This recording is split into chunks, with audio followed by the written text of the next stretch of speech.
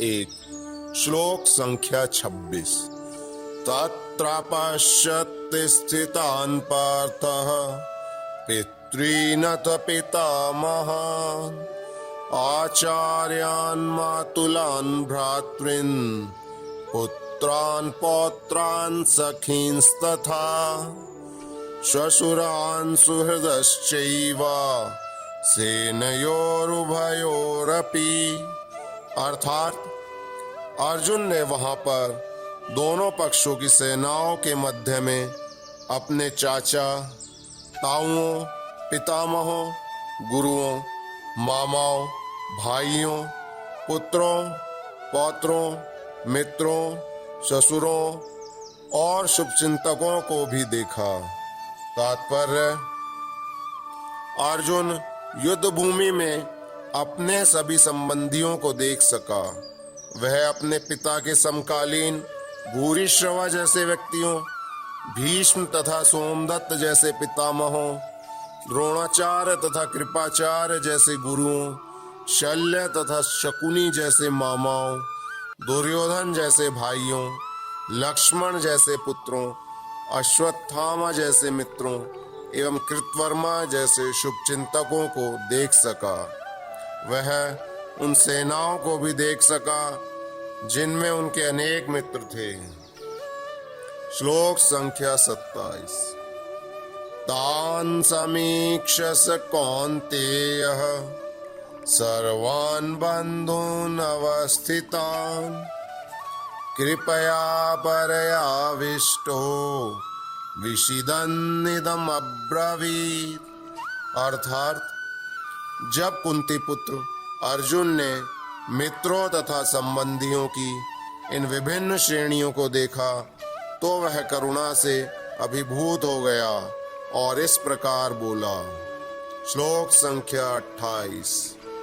अर्जुन उवाच दृष्ट्वेमं स्वजनं कृष्ण युयुत्सुं समुपस्थितम् सीदन्ति मम गात्राणि मुखं च परिशुष्यति। अर्जुन ने कहा, हे कृष्ण, इस प्रकार युद्ध की इच्छा रखने वाले अपने मित्रों तथा संबंधियों को अपने समक्ष उपस्थित देखकर मेरे शरीर के अंग कांप रहे हैं और मेरा मुंह सूखा जा रहा है। तात्पर्य, यथार्थ भक्ति से मनुष्य में वे सारे सद्गुण रहते हैं जो सत्पुरुषों या देवताओं में पाए जाते हैं, जबकि अभक्त अपनी शिक्षा तथा संस्कृति के द्वारा भौतिक योग्यताओं में चाहे कितना ही उन्नत क्यों न हो, इन ईश्वरीय गुणों से विहीन होता है। अतः स्वजनों, मित्रों तथा संबंधियों को युद्ध भूमि में देखते ही अर्जुन सबों के लिए करुणा से अभिभूत हो गया, जिन्होंने परस्पर युद्ध करने का निश्चय किया था। जहाँ तक उसके अपने सैनिकों का संबंध था, वह उनके प्रति प्रारंभ से ही दयालु था, किंतु विपक्षी दल के सैनिकों की आसन्न मृत्यु को देखकर वह उन पर भी दया का अनुभव कर रहा था। और जब वह इस प्रकार सोच रहा था तो उसके अंगों में कंपन होने लगा और मुंह सूख गया। वह उन सबको युद्धाभिमुख देखकर उसे आश्चर्य भी हुआ। प्रायः सारा कुटुंब, अर्जुन के सगे संबंधी उससे युद्ध करने आए थे। यद्यपि इसका उल्लेख नहीं है, किंतु तो भी सहज अनुमान लगाया जा सकता है कि न केवल उसके अंग कांप रहे थे और मुंह सूख रहा था, अपितु वह दयावश रुदन भी कर रहा था।